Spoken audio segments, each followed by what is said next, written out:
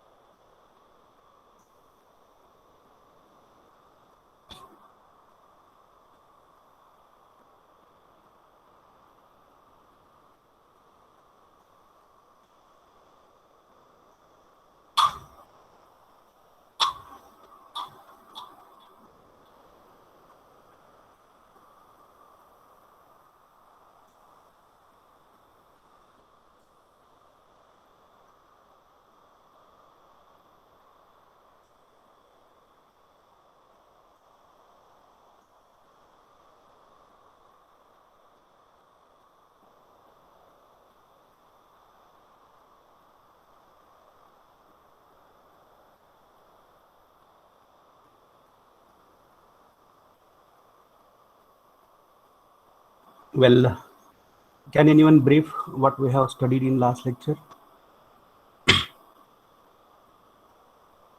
Yes, sir. Report concept बघितला आपण काल types of reports, parts of reports and report drafting. Correct. त्यामध्ये आपण ऍक्सिडेंट रिपोर्ट बघितला होता. Correct. Very good. And before reports, what have we discussed? Basically, we are dealing with our module 4, right? Yes, sir. Writing practices or writing skills. And under that, what content have we covered before reports?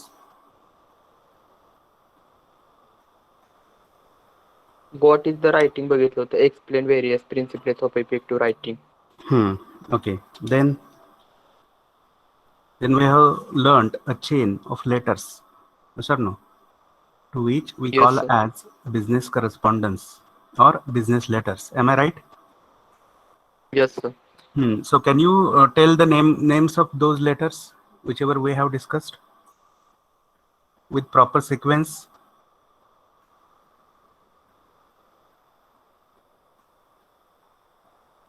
Letters का?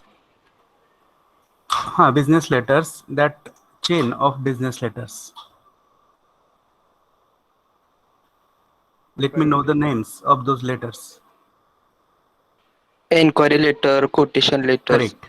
letters placing orders, completion letter, adjustment letter, sales letters, collection letters. Very good. So the way in which Bhui told, I hope all are aware about all those types of letters. What is the purpose of each letter? Then what is the format of each letter? Who sends each letter to whom? Are you getting or not? Yes, हाँ, sir. त्या सगळ्या concepts clear झाले सगळ्यांना? Yes, sir. Okay. So after discussion of those letters and discussion of reports, as an introduction, we had moved towards the first question in our notes. And the first question is about the principles of effective writing. Am I right? Yes, sir. Yes, sir. And while discussing, yesterday we have seen some principles of effective writing. So here you can see which is the first principle, which is applicable to all types of communication. May it be presentation, may it be writing, may it be speech. You can see here the first point.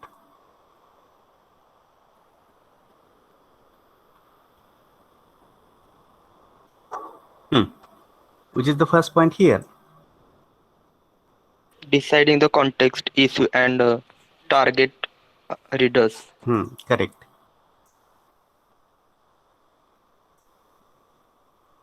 So already we have a lot of discussion regarding this first stage, starting with the process of communication or different stages in the process of communication. Then which is the second point? Clarity of thought and message. Clarity of thought and message. Correct. Is it required for effective writing? Yes, sir. हा, Yes, sir. म्हणजेच काय तर विचार स्पष्ट असतील आणि message स्पष्ट असेल तर ते रायटिंग इफेक्टिव्ह असेल. That simple thing you have to keep in mind. Then the third point, what is it? Third principle. Completeness and unity of thought. Correct. Completeness or unity of thought. So whatever information you are giving, it must be complete. It should satisfy all the queries or questions or curiosity of that receiver or that reader. Are you clear? Yes, sir. Yes, sir. Then there is fourth principle that we have studied, we have discussed in details. Carefulness about grammar, spellings, and functions. Punctuation. Okay. Punctuation म्हणा एकदा. Punctuations. Correct correct. तर आपण बघितलं की या गोष्टी किती महत्वाच्या आहेत, आहे की नाही. Right meaning cannot be expressed without right grammar. It means grammar is the best, spellings are the best, and also punctuation marks play an important role in our communication, and we had a detailed discussion regarding it. Then the next point, fifth principle is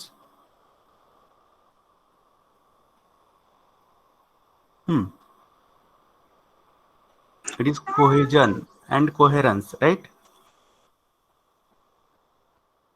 Yes, sir. हा, मग ह्या कोहेजनच्या संदर्भात काल एक तुम्हाला मी छोटस example सांगितलं होतं इथं टाईप करून, आठवतंय? कोहेजन म्हणजे काय असतं तर it is the matter of syntax, it is the matter of arrangement of words systematically in a sentence, in the form of a sentence. It is called as cohesion. Are you clear? मग काल मी कोणतं वाक्य सांगितलं होतं तुम्हाला cohesion समजण्यासाठी? I am a student. Correct, I am a student. त्याच्यामध्ये आपण बघितलं होतं की आय हे सिंग्युलर असल्यामुळं त्याच्यासाठी योग्य असणारं सिंग्युलर प्रोनाउन, सिंग्युलर व्हर्ब येतंय ॲम, त्याच्यानंतर अ येतंय आणि स्टुडंट हा शब्द येतोय. म्हणजे सिंग्युलरची जी हार्मनी आहे, युनिटी आहे, वननेस आहे, तो सगळीकडे कॅरी केला जातो आणि त्यालाच आपण काय म्हणतोय तर कोहेजन.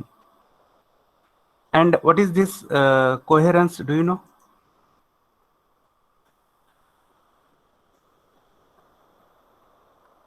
सांगा भाऊ, कोहेरन्स म्हणजे काय असतं?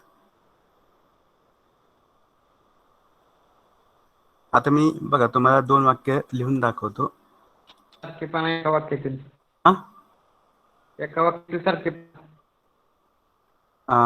ठीक आहे, अजून मी थोडंसं एक्सप्लेन करतो तुम्हाला याच्यामध्ये.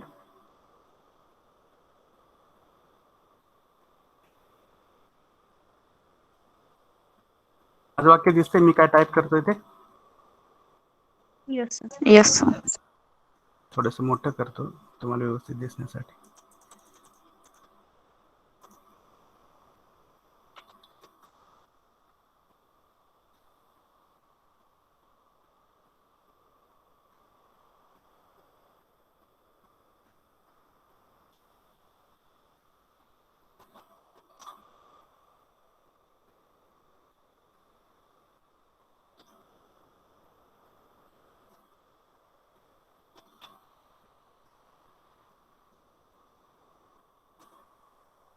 आता याच्यामध्ये आपण 2 वाक्य एकत्रित केलेले आहेत. कोणती 2 वाक्य? We took dinner and we went to bed. Very good. आणि तेच आपण इथे पण केलंय, 2 वाक्य जोडलेली आहेत. मग मला सांगा अर्थाच्या दृष्टीनं, लॉजिकच्या दृष्टीनं कोणत्या वाक्यामध्ये कोहेजन आहे किंवा कोणती वाक्य लॉजिकली ऍक्सेप्टेबल आहेत, whether first group or second group? That is my question to you. First group, sir. First group. And we went to bed. हा, सगळ्यांना कळतंय हे? Yes, sir. Yes, sir. हा, Yes, sir. म्हणजेच काय तर दोन वाक्यामध्ये असणारा जो लॉजिकल सिक्वेन्स आहे अर्थाच्या दृष्टीनं, बघा दोन वाक्यामध्ये हा सुसंगत. सुसंगती, correct, very good. The perfect Marathi word is सुसंगतपणा किंवा सुसंगती, राईट.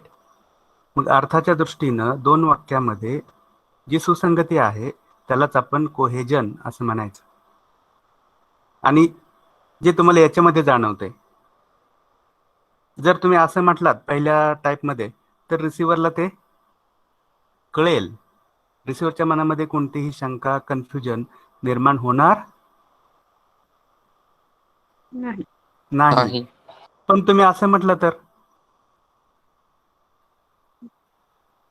असं म्हटलं तर होणार सर. दुसऱ्या पद्धती, करेक्ट, कळतंय. मग साधं लक्षात घ्या, जर हा लॉजिकल सिक्वेन्स तुमच्या रायटिंगमध्ये असेल तर रिसिव्हरच्या मनामध्ये शंका निर्माण होणार नाही. Your writing will be effective writing. And if you are writing in this another way, second way, then obviously your writing will be ineffective, or it may create confusions, misunderstanding among the readers or receivers. Are you clear? Yes, sir. Yes, हा. sir. Okay, तर तोच भाग आपण याच्यामध्ये शिकलोय. बघा याच्यामध्ये काय आहे, will read line by line and will understand. The ideas of cohesion and coherence are related to syntax and meaning respectively. बघा रिस्पेक्टिव्हली म्हणतोय म्हणजे सिंटॅक्स ही संकल्पना कशाशी संबंधित आहे?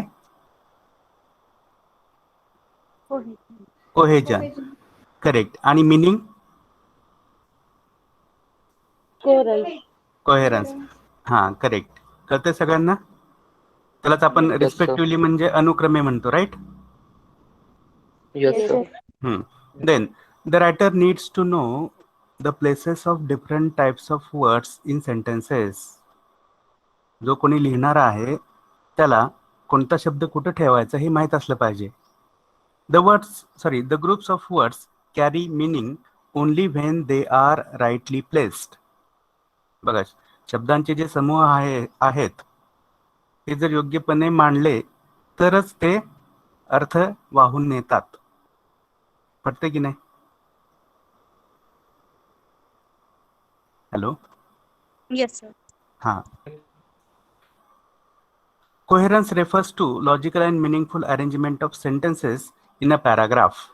बघा कोहेरन्स कशाशी संबंधित आहे तर logical and meaningful arrangement of sentences in a paragraph.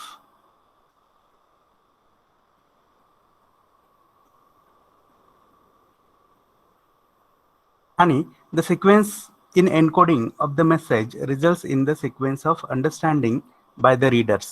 मग ही गोष्ट पण आपण मागेच डिस्कस केलेली आहे. Are you clear? Yes, sir. Then the next sixth principle is conciseness or brevity. You can call it as preciseness, compactness. म्हणजे काय? त्याला तुम्ही शॉर्ट बट स्वीट म्हणता, होय की नाही?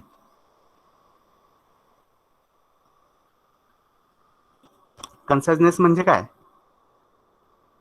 आपले विचार, संक्षिप्तता.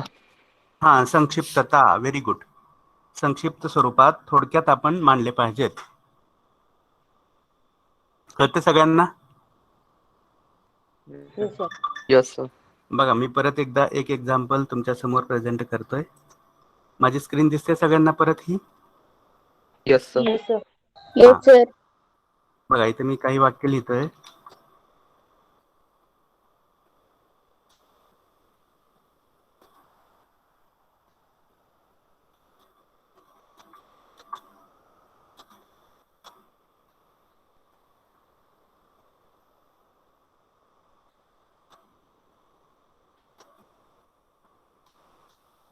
वाचा बरं ही वाक्य काय आहेत?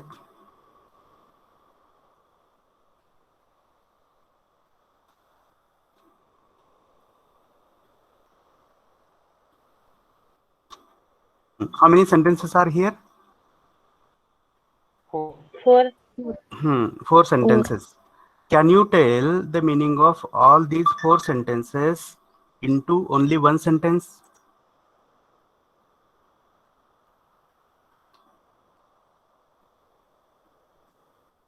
सांगू शकता का कोणी? या 4 वाक्यांमध्ये जो अर्थ आहे तो अर्थ एका वाक्यामध्ये कोणी सांगू शकते का?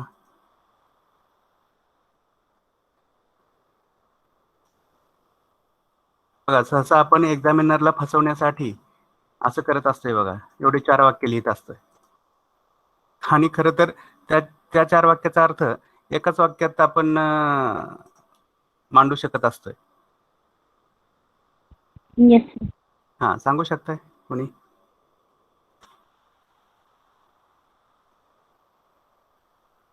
There is a man, he is in the garden, he is wearing white shirt and he is my father. Yes, sir. मग हे 4 वाक्य जर मी लिहिली एक लेखक म्हणून किंवा लिहिणारा सेंडर म्हणून, तर माझ्या लेखनामध्ये कॉम्पॅक्टनेस आहे का, ब्रिव्हिटी आहे का, कन्साइजनेस, प्रिसाइजनेस आहे का? सांगा बघू. No, sir. हा, मग मला काय केलं पाहिजे, कोणतं स्किल मी डेव्हलप केलं पाहिजे जेणेकरून एका वाक्यामध्ये मी सगळे अर्थ देईन, या 4ही वाक्यांचे अर्थ मी एका वाक्यात देईन समोरच्याला.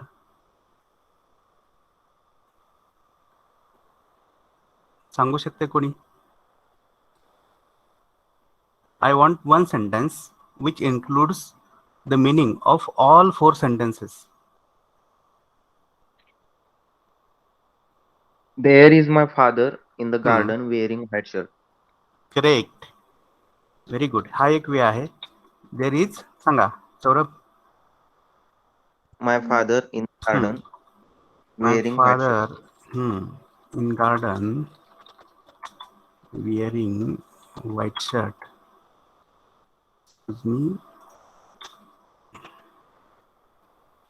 Wearing white shirt. हा, अजून काय कोणत्या पद्धतीने सांगू शकताय?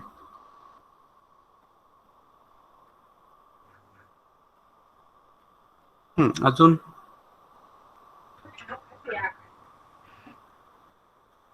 The man who is in garden wearing white shirt is my father. Correct. Very good. The man who is in the garden Wearing white shirt is my father. wearing white shirt is my father. Very good. अजून?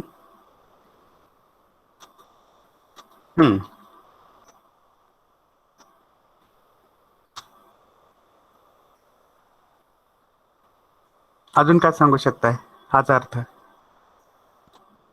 बघा, हे skill आहे, तुम्हाला पण develop करायचं आहे. आणि अशी वरची छोटी छोटी वाक्य करणं, बघा, अशी छोटी छोटी वाक्य करणं म्हणजे तुमच्या बालिशपणाचं लक्षण आहे. बरोबर आहे की नाही? किंवा परिपक्व मन नसल्याचं लक्षण आहे. कळतंय का? Yes, sir. हा, आणि जर तुम्ही अशी वाक्य तयार करत असाल की जराशी हेवी आहेत पण सगळाच अर्थ देतात, तर ते तुमच्या परिपक्वतेचं लक्षण आहे. लक्षात घ्या. Are you getting or not? आणि याच्यामध्ये प्रिसाइजनेस पण आहे.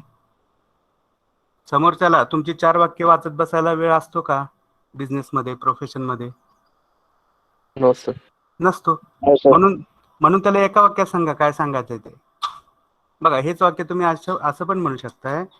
द मॅन, हा, सांगू शकताय? सांगा सांगायला ऐकलं होतं कोणीतरी. सांगा.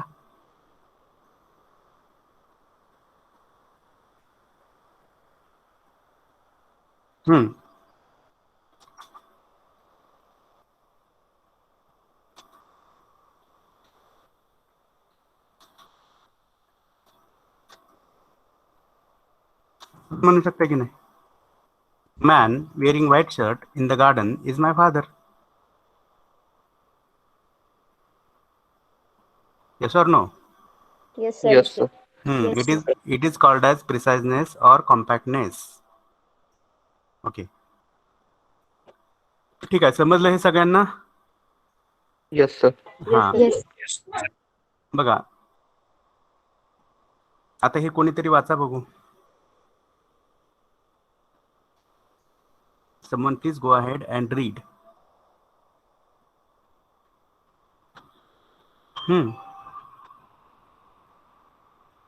Should I take name? Sir, may I? हा, please go ahead. What is your name? Please tell us. Prajakta खरे. हा, सांगा प्राजक्ता. It is आता ब्ल्यू मध्ये लिहिलेलं ना. Correct. It is the principle of putting our ideas in the compact form. The writer should stick to the purpose of the message. The Correct. sentences in the message should be short but more informative. Lengthy message usually fail to attract the attention of the readers. To make the messages concise, complex sentences should be used instead of simple and compound sentences. In official and professional sectors, usually there is a lack of time. In such cases, short but exact message prove to be more useful. The information which is obvious and commonly known should be avoided. Unnecessary repetition should be avoided. Very good. सगळ्यांना समजलं? Yes, sir. Yes, sir. तुमच्या लेखनामध्ये brevity आणण्यासाठी, compactness आणण्यासाठी तुम्हाला या सगळ्या गोष्टींचा अवलंब करायचा आहे. Are you clear? Yes. हा. Then the 7th point is avoid technical jargon and outdated vocabulary. Technical jargon म्हणजे काय हे आपण कुठे शिकलोय? If you remember the types of barriers, you will understand. Yes, हा, Yes, sir. कोणतं barrier? Which barrier is related to technical jargon out of those 4 types? Can anyone tell those 4 types of barriers?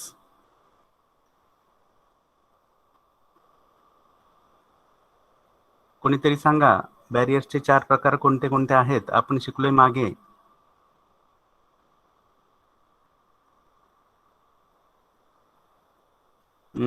Rasika Deshmukh, you never speak. Am I audible? Yes, sir. Rasika Yes, sir. Deshmukh.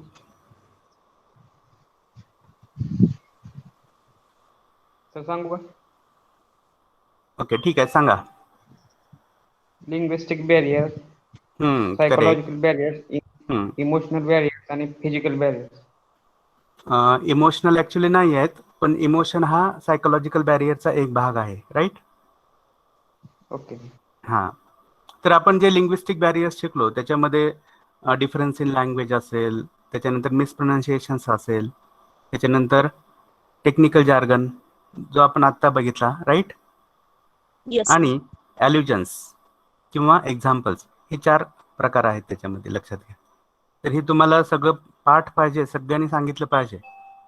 विचारलं की उत्तर आपल्या मनात पाहिजे, तेवढं preparation झालेलं असलं पाहिजे. And we are in the last phase. Try to understand. In the last phase of examination. Okay. So, can anyone read it? वाचा कोणीतरी. Technical jargon refers to the words or technical terms related to specific area of knowledge or field. The words and terminology used in specific field is different from that of other field. So generally such terms are not understandable to the readers in other field. In order to avoid the communication gap and confusion among the readers, the writer should purposefully avoid such technical terms. The outdated words and expressions should also be avoided. Very good. And I think there is no need of explanation what these lines are. Already we have learned. Terminology. Huh? Sir, terminology सांगाल का? हां, terminology means थोडक्यात vocabulary. Terms आपण म्हणतो की ना, term. बघा, term या शब्दाला वेगवेगळे अर्थ आहेत. हां, ओके, मी येतो त्या स्क्रीनकडे. माझी स्क्रीन दिसते सगळ्यांना?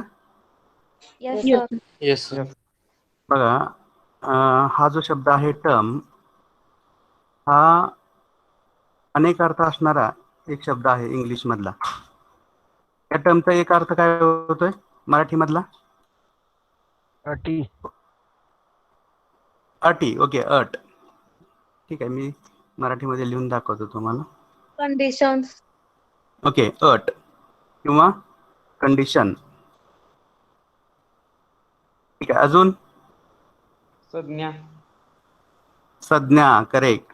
हा संज्ञा जो शब्द आहे तोच आपल्याला इथं महत्वाचा आहे शब्दाच्या बाबतीत. मग शब्द म्हणजे संज्ञा, कळतंय? Yes sir. हा, याचा तिसरा अर्थ आहे ज्याला तुम्ही सत्र म्हणता, सत्र की नाही? फर्स्ट टर्म, सेकंड टर्म म्हणता की नाही? सेमिस्टर अशा येस अर्थानं. सर. हा, परत महाविद्यालय पण म्हणते सर टर्म. काय? ठराविक कालावधी. महाविद्यालय. हा, तेच महाविद्यालयामध्ये वापरला जाणारा टर्म म्हणजे सेमिस्टर. R you clear? तर एवढे सगळे अर्थ याला आहेत. मग टर्मिनॉलॉजी म्हणजे काय? तर वेगवेगळ्या संज्ञांचा वापर म्हणजेच काय? Vocabulary. Are you clear? Clear, yes sir. Sir. हा, Sir.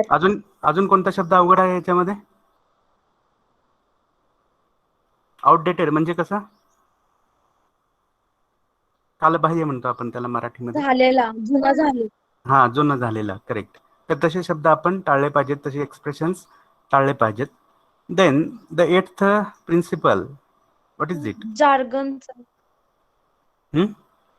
Jargon means 7 words. point. Technical jargon means technical terms or technical words. जार्गनचा अर्थ टर्म्स किंवा वर्ड्स असा आहे, कळते? Okay, sir. हा. Then the 8th point, courtesy. What do you mean by courtesy? सभ्यता किंवा शिष्टाचार. करेक्ट. सभ्यता किंवा शिष्टाचार. Very good. किंवा करेक्ट. मग आपण बघा ऍडजस्टमेंट लेटर शिकलोय, बरोबर आहे की नाही? Yes sir. Adjustment letter Yes, sir. शिकलोय. त्याच्यामध्ये त्या सप्लायरची जी भाषा असते त्या भाषेमध्ये कोणता गुण आवश्यक आहे? सभ्यता. आहे की नाही? सौजन्यता. हा, सौजन्यता, सभ्यता, जी आपण पहिल्या पॅराग्राफ मध्ये बघितली. सेन्स ऑफ अपॉलॉजी मध्ये, आहे की नाही? नम्रता आहे, Yes, sir. विनम्रता आहे. तीच कर्टसी ही गोष्ट किंवा हा गुण प्रत्येकाला आवडणारा असतो, प्रत्येक रीडरला आवडणारा असतो. Are you getting or not? Yes sir. हा, उद्धटपणा. Yes sir. उद्धटपणा कोणालाच आवडत नाही. Are you getting or not? Yes Yes, sir. sir. हा, येस सर. तर ते प्रिन्सिपल आपल्या भाषेमध्ये, आपल्या लिखाणामध्ये आपण फॉलो केलं पाहिजे. बघा, the principle of courtesy refers to the politeness of language in the message. The principle of courtesy refers to the politeness of language in the message. The writer should respect the readers and their self worthiness. बघा, एक लेखक म्हणून आपण रिसिव्हरचा सन्मान आपल्या भाषेमधून व्यक्त केला पाहिजे, किंवा सन्मान आहे ही जाणीव ठेवली पाहिजे आपण, किंवा जो कोणी वाचणार आहे तो सुद्धा रिस्पेक्टेबल आहे ही जाणीव आपल्याकडे असली पाहिजे, आपल्या मनामध्ये असली पाहिजे. आणि सेल्फ वर्दीनेस म्हणजे काय? आत्मसन्मान. त्यालाच तुम्ही काय म्हणता? स्वाभिमान. Self-respect. करेक्ट. Self respect. तर तो दुखावला गेला नाही पाहिजे, याची पण काळजी आपल्याला घ्यायची आहे. Okay. The words and expressions used in the message should not create any negative sense among the readers. They should not feel offended, irritated, or humiliated. बघा, to feel offended म्हणजे काय? नाराज. हा, नाराज, दुःखी किंवा नाराजी व्यक्त होणे. इजा, दुःख वगैरे त्या भावना त्यांच्यामध्ये निर्माण होऊ नयेत. इरिटेशन निर्माण होऊ नये. इरिटेशन म्हणजे काय? चिडचिडपणा, आहे की नाही? आणि करेक्ट, ह्युमिलिएशन म्हणजे अपमान. तर या गोष्टी आपण टाळल्या पाहिजेत. मग हे नियम जसे लेखनाला लागू पडतात तसेच बोलण्याला पण लागू पडतात. फक्त हे एक्सप्रेस करण्याचे वेगवेगळे वेज आहेत, बोलणं असेल किंवा लिखाण असेल. Are you clear? Yes. Yes. हा. त्याच्यानंतर the 9th principle is revision, which is the most important principle of effective writing. बघा, जे काही तुम्ही लिहिताय, जे काही टाईप करताय, ते पुन्हा पुन्हा तुम्ही रिवाइज केलं पाहिजे आणि प्रत्येक वेळेस विचार केला पाहिजे की अजून काही राहतंय का, अजून कोणती माहिती देणं आवश्यक आहे का, रिसिव्हरच्या मनामध्ये कोणती शंका निर्माण होईल का आपण असं लिहिलं तर.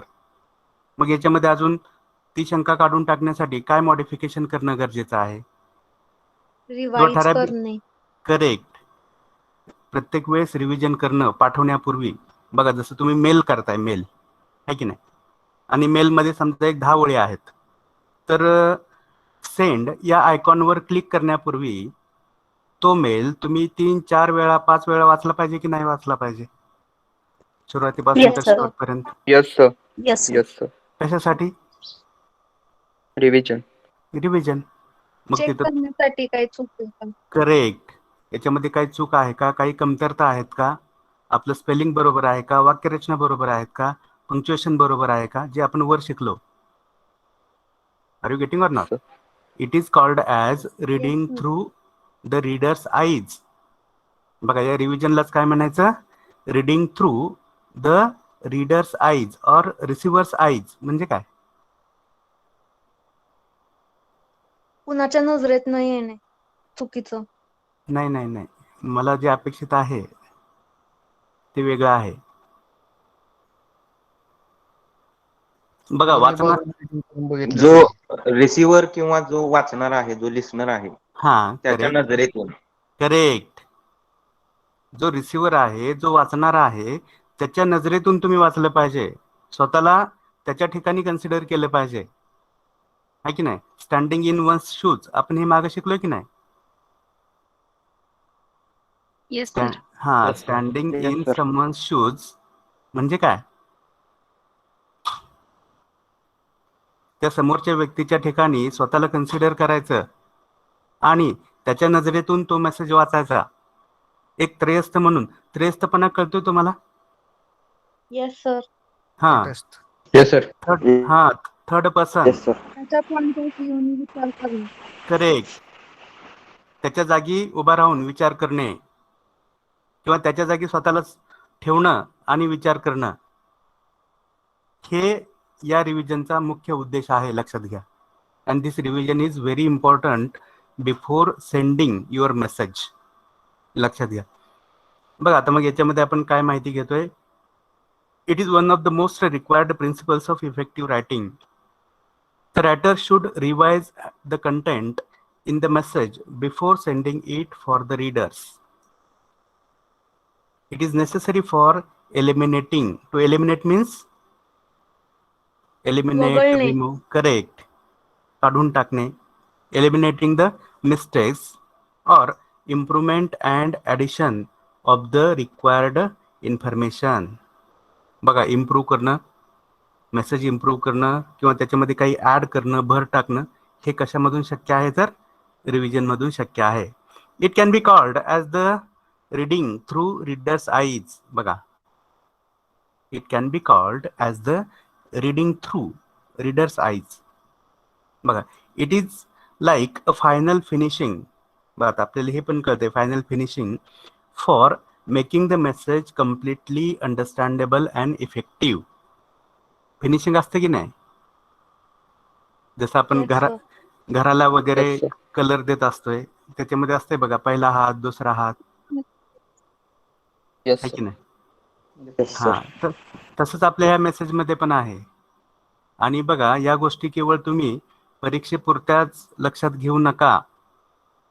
या सगळ्या गोष्टी, हे सगळे गुण, हे सगळे अँगल्स तुमच्या बिहेवियरमध्ये आणा. जेव्हा कधी बोलताय, जेव्हा कधी लिहिताय, जेव्हा कधी टाईप करताय, तेव्हा हे सगळं फॉलो करा. बघा, एक वेगळा इफेक्ट, एक वेगळा चार्म तुमच्या पर्सनॅलिटीला येईल. Are you getting or not? Yes, sir. ठीक आहे. Now let us go Yes, ahead sir. For the second question. Explain parts and structure of business letters. मग पार्ट्स कोणते आहेत हे आपण बऱ्याच लेटर्सच्या संदर्भात शिकलेलो आहे. लेटर हेड शिकलेलो आहे. बघा कोणते पार्ट्स आहेत तुम्हाला दिसत आहेत इथं. Yes, sir. हा काय आहे? Yes, sir. Logo of the organization. Logo Logo of the organization. हा, याला म्हणायचं हेडिंग. बघा हे जे हायलाइट केलेलं आहे त्याला काय म्हणायचं? हेडिंग. ओके, याला Reference or Reference, outward number. हा, date. yes or no? Then Inside. हा, inside address. बघा, all these are the parts or components of a letter which we have already learnt. yes or no? त्याच्यानंतर next element is Purpose of the letter. Subject. correct, subject which is Purpose related of the to the letter. correct purpose of the letter. Then reference है की नाही, reference of earlier correspondence. आधी जो काही व्यवहार झालाय, जे काही बोलणं झालंय त्याचा संदर्भ. हे आपण कोणत्या कोणत्या लेटर्स मध्ये शिकलो? बघा, एन्क्वायरी मध्ये आहे का रेफरन्स? करेक्ट. ऑर्डर मध्ये आहे. Very good. अजून कोणत्या लेटर मध्ये? करेक्ट, कंप्लेंट लेटर मध्ये पण बघितला. अजून ऍडजस्टमेंट लेटर मध्ये. Yes, sir. Yes. हा, लक्षात घ्या. त्याचा फॉर्म. Very good, correct.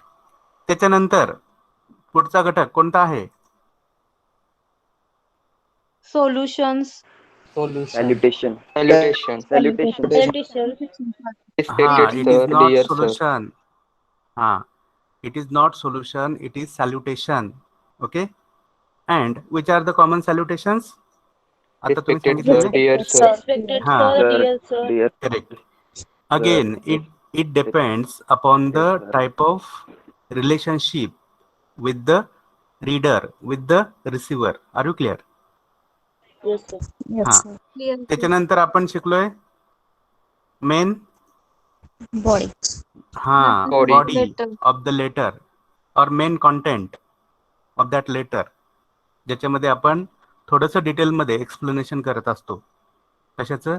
जो विषय आहे त्या विषयाचं. Are you clear?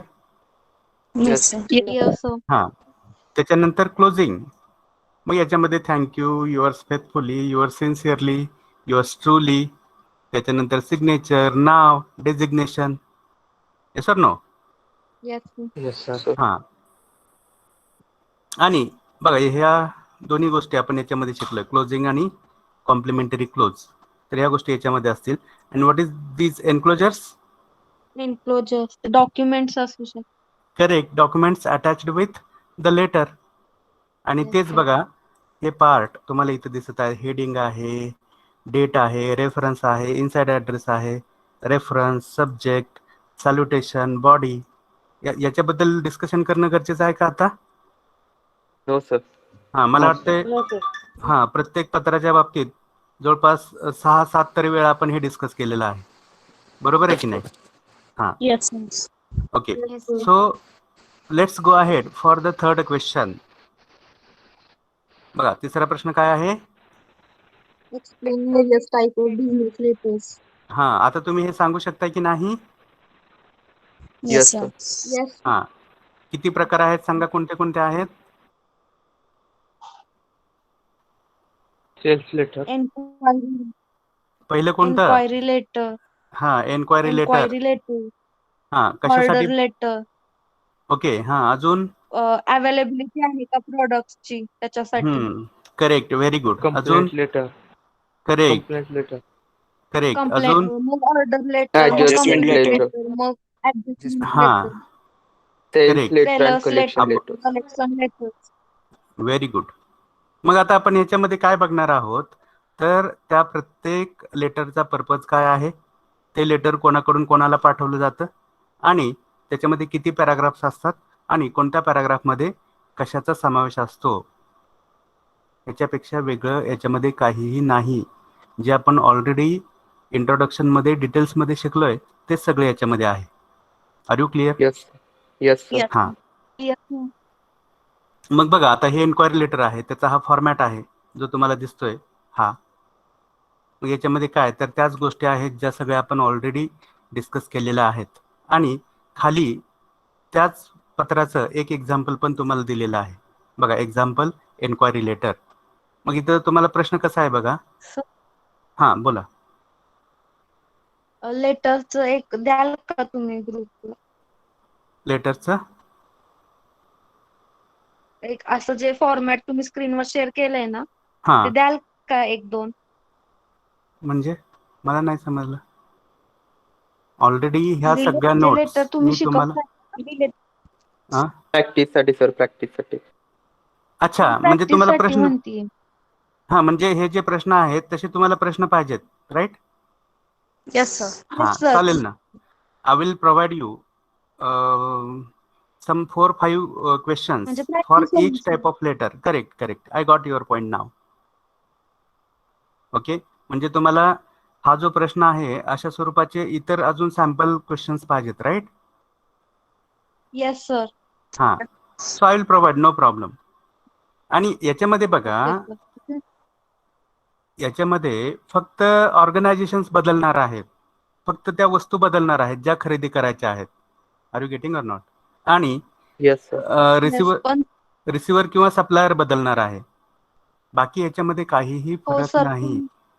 तो जो पॅसेज कसा लिहायचं हे आम्हाला कळेल ना सर, म्हणजे स्वतः लिहिल्यावर. हा, मग त्याचं एक सॅम्पल आहे ना इथं तुमच्या समोर, हे बघा. हे आहे की नाही सॅम्पल, हे बघा. Yes sir. हा येस सर. बघा, हा प्रश्न काय काय म्हणतोय आपण हे थोडंसं विचारात घेऊयात. As the proprietor of an automobile shop, right a letter of enquiry to Satyam sales and services to enquire about different spare parts of 2 wheelers required for your shop. मला आता सांगा, तुम्ही कोण आहात? या प्रश्नावरून तुम्ही स्वतःला कोण समजणार?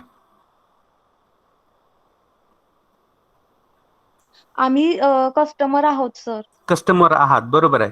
पण कस्टमर कोण आहे इथं?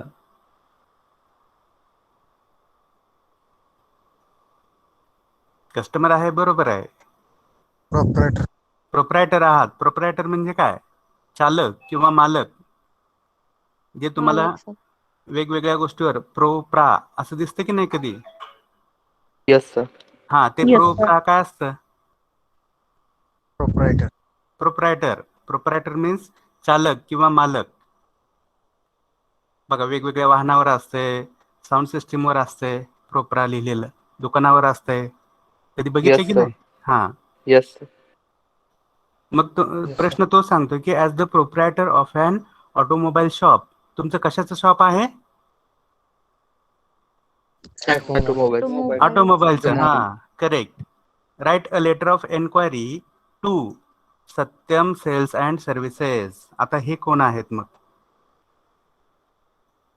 सत्यम सेल्स अँड सर्व्हिसेस कोण आहे? डीलर असतो. सप्लाय. करेक्ट, तो डीलर पण असेल. डीलरच आहेत. करेक्ट. मग आपण बघा, काल हे शिकलोय की डिस्ट्रीब्युटर असेल, डीलर असेल, होलसेलर असेल, हे सुद्धा कस्टमरच आहेत, येस सर. आहे की नाही? रिटेलर. रिटेलर असतील, शॉपकीपर असतील, हे सुद्धा मॅन्युफॅक्चरर किंवा प्रोड्युसरचे कस्टमरच आहेत. कळतंय का? Yes sir. Yes sir. आता बघा, आपण काल एक इमेज शिकलो होतो, तुम्हाला मी परत एकदा एक्सप्लेन करतोय जेणेकरून तुमचं कन्फ्युजन निघून जाईल.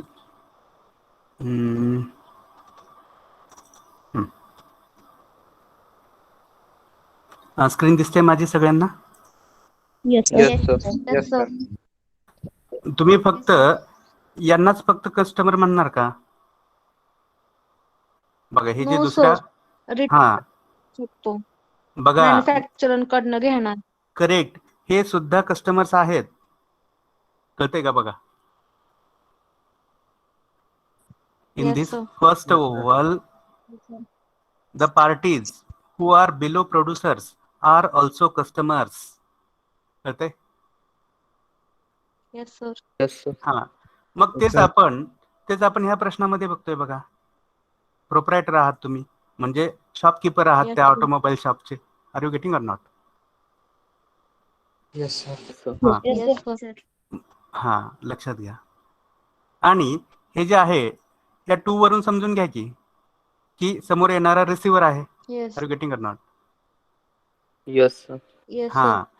So Satyam Sales and Services is the receiver or provider, supplier.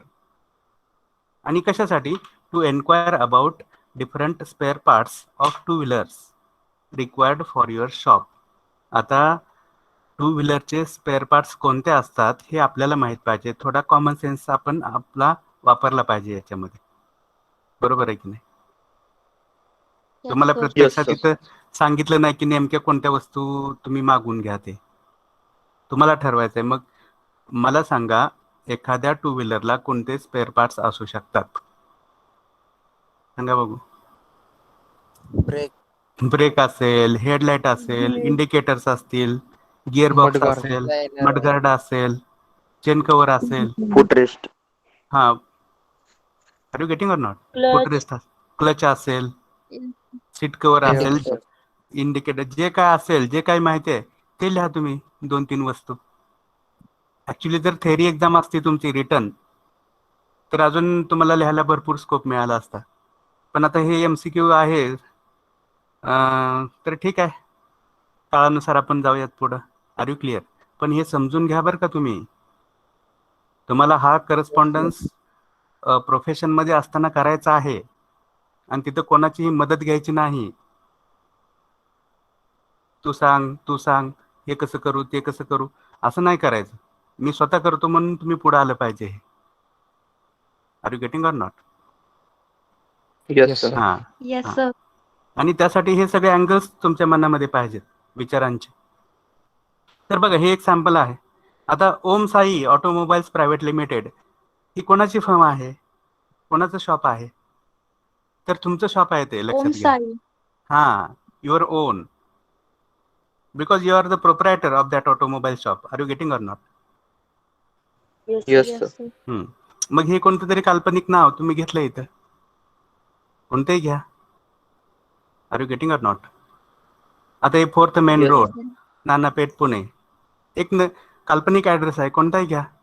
कोणत्याही शहरातला कुठलाही ॲड्रेस तुम्ही घेऊ शकता इथं. This is just a sample, not the standard thing which is always used. These things are flexible, try to understand. Are you getting or not? Yes, sir. Yes, sir. परत हा reference number flexible आहे, ही date flexible आहे.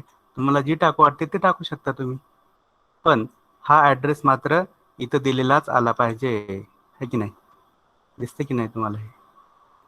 Yes, sir. हा, लक्षात घ्या. पण sir, order letter मध्ये डेटचं reference असणं खूप गरजेचं आहे. करेक्ट. आपण जाणार आहोत त्याच्याकडे पुढं डिस्कशनसाठी. ऑर्डर लेटरमध्ये कोटेशनचा रेफरन्स असणारच आहे, कोटेशनच्या डेटचा रेफरन्स असणारच आहे. Are you clear? Yes, sir. हां. मग सब्जेक्ट बघा, इथं सब्जेक्ट काय आहे? Enquiry about different spare parts. मग इथं स्पेअर पार्ट्स ऐवजी जे कोणतं मटेरियल तुम्ही खरेदी करायचं आहे, त्याचं नाव इथं असेल. मग अशा कितीतरी वस्तू आहेत, कितीतरी इक्विपमेंट्स आहेत, कितीतरी टूल्स आहेत. Are you getting or not? Yes, Yes, sir. हां. हां. परत डिअर सर, परत हा मॅटर की ज्याच्यामध्ये अवेलेबिलिटी चेक कराल तुम्ही वेगवेगळ्या स्पेअर पार्टची, त्याचे प्राइस लिस्टसाठी रिक्वेस्ट कराल. संपलं. कळतंय का? yes, sir. Yes, sir. हां. आणि त्याच्यानंतर हा ABC प्रोप्रायटर जो आहे, किंवा हे जे काही खाली दिसतंय, this is complimentary close. Getting or not? Yes, sir. हां. Yes, sir. आणि तुम्हाला हे समजावं यासाठीच ब्लँक पॅटर्न वर, ब्लँक फॉर्मॅट वर बघा, आणि त्याच्या खाली त्याच पॅटर्न मधले एक्झाम्पल आहे. कळतंय? Yes, sir. Yes, sir. हां. मग जे फ्रेमवर्क आहे, स्ट्रक्चर आहे, स्केलेटन आहे, ते स्केलेटन तुम्ही तुमच्या डोळ्यासमोर ठेवायचं. कुठं काय? कळतंय? Yes, sir. हां. किंवा सराव करताना पण तुम्ही एखादं ब्लँक पेज घ्या आणि कुठं काय असतं त्या ब्लँक पेजवर, लेटर हेडवर, याचा थोडासा अंदाज घ्या. लेटर बदललं की काय बदलणार, कोणत्या लेटरमध्ये काय ऍड करणार, कोणत्या लेटरमध्ये काय रिमूव्ह करणार, टेबल रिक्वायरमेंटचा टेबल कुठे टाकणार, टर्म्स अँड कंडिशन्स कशामध्ये असणार आहे की नाही, परत एक्सपेक्टेशन ऑफ सोल्युशन कशामध्ये असणार, ऑब्झर्वड फॉल्ट कशामध्ये असणार. कळते? Yes, sir. Yes, sir. हा, येस सर. असा सराव एकदा तुम्ही करून घ्या. तुम्हाला हा पार्ट अजिबात अवघड नाही. Are you clear? Yes, sir. Yes, Yes, sir. sir. Yes sir. त्याच्यानंतर दुसरं जे लेटर आहे आपल्या या सिरीज मधलं ते आहे कोटेशन लेटर, की ज्याच्यामध्ये प्राइस लिस्ट असते. नाव tell me, who sends quotation letter to whom? Supplier to consumer. Correct, very good.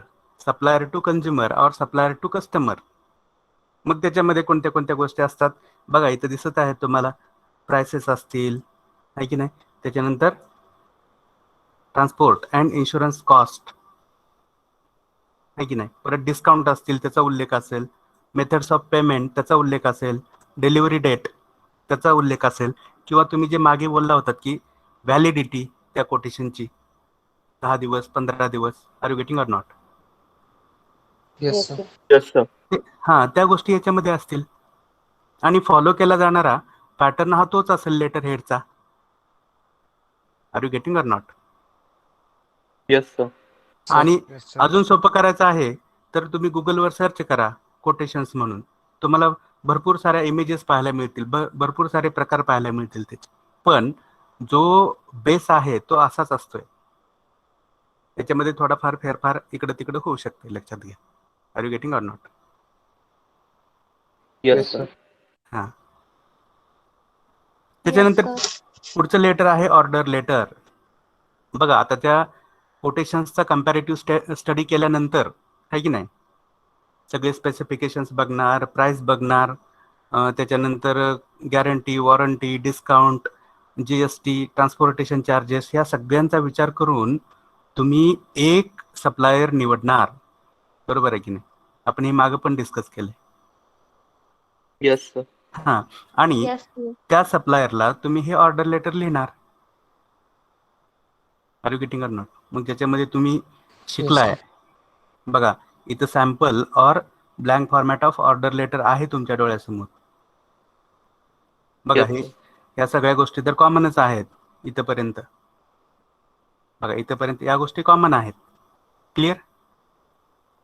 Yes, sir. Clear, yes sir. Sir. हा, त्याच्यानंतर फरक कशाचा आहे तर हा टेबल ऍड होतो याच्यामध्ये ऑर्डर लेटर मध्ये.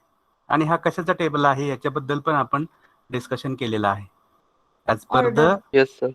order, as per the requirement, we write the details of that required material in the form of serial number, name of that material, specifications, individual price, required quantity, total price. Are you getting or not?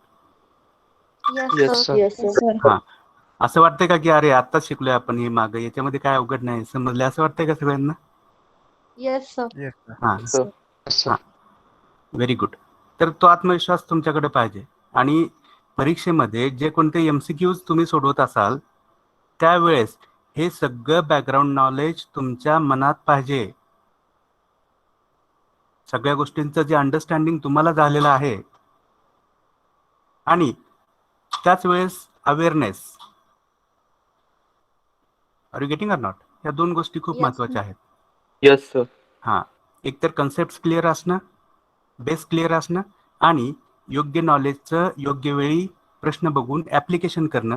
हे जर तुम्हाला जमलं तर MCQ exam तुमच्यासाठी अजिबात अवघड असणार नाही. कळते की नाही? Yes, sir. Yes, sir. Yes, हा, sir. आणि काल जी मी बोललो तुम्हाला की आपण रिव्हिजन म्हणून ह्याच कन्सेप्ट परत न शिकता त्याच्यावर आधारित जे एमसीक्यूज आहेत ते सोडवूया आपण, जेणेकरून कोणता एमसीक्यू कोणत्या कन्सेप्टवर आधारित आहे आणि त्याचं बॅकग्राऊंड नॉलेज काय आहे त्या ठराविक क्वेश्चनचं, आहे की नाही. आणि एखादं उत्तर ठराविक एखादं उत्तर आहे तर ते व्हॅलिड का आहे. Are you getting or not? याचं Yes. कॅल्क्युलेशन, Yes, याचं sir. डिस्कशन आपण करणार आहोत. Are you clear? Yes, Yes, sir. sir. Yes sir. Clear. त्याच्यानंतर आता बघा टर्म्स अँड कंडिशन्स बद्दल पण बोललो होतो आपण ह्याच्यामध्ये. मग त्याच्यामध्ये सांगा कशाबद्दल असतात या terms and conditions. They are about about the payment, mode of payment. Correct. अजून ऍडव्हान्स असू शकतो सर. हा करेक्ट. अजून डिलिव्हरी चार्जेस कोण पे करणार आहे, करेक्ट. अजून जीएसटी कोण पे करणार आहे, व्हेरी गुड. अजून इन्शुरन्स क्लेम आहे का, हा करेक्ट. अजून डिलिव्हरी करताना जर का ते वर्किंग प्रोग्रेस मध्ये नसेल किंवा ते जे गुड्स आहे ते जर का डॅमेज असेल तर त्याचा रिफंड किती पर्सेंटेज मध्ये मिळेल ते सुद्धा असू शकते. Very good. ते पण असू शकते. Okay. Discount, guarantee, warranty, delivery dates, GST, transportation charges या सगळ्याबद्दलच्या टर्म्स कंडिशन्स याच्यामध्ये असतात आणि ऑलरेडी हे आपण डिस्कस केलेलं आहे. After that there is complimentary close in the form of thank you, yours faithfully, yours sincerely, signature, name, designation, and enclosures if required. Are you clear? Clear. Yes. Yes, sir. हा. Yes, sir. हा आणि त्याचंच एक example इथे दिसत आहे तुम्हाला. बघा आपण हा पॅटर्न फॉलो केलाय की वर ब्लँक फॉर्मॅट आणि खाली त्याच फॉर्मॅट मधलं एक्झाम्पल. समजायला काय अवघड आहे याच्यात? No sir. हा. हो सर. फक्त हा प्रश्न नीट समजून घ्या. याच्यामधून कस्टमर कोण आहे, सप्लायर कोण आहे, कस्टमरला काय पाहिजे, सप्लायर काय पुरवतोय, आहे की नाही, याच गोष्टी आहेत त्याच्यामध्ये. बघा as the purchase manager of reliable computers private limited. बघा तुम्ही कोण आहात? एक परचेस मॅनेजर आहात. कोणत्या ऑर्गनायझेशनमध्ये, कोणत्या कंपनीमध्ये?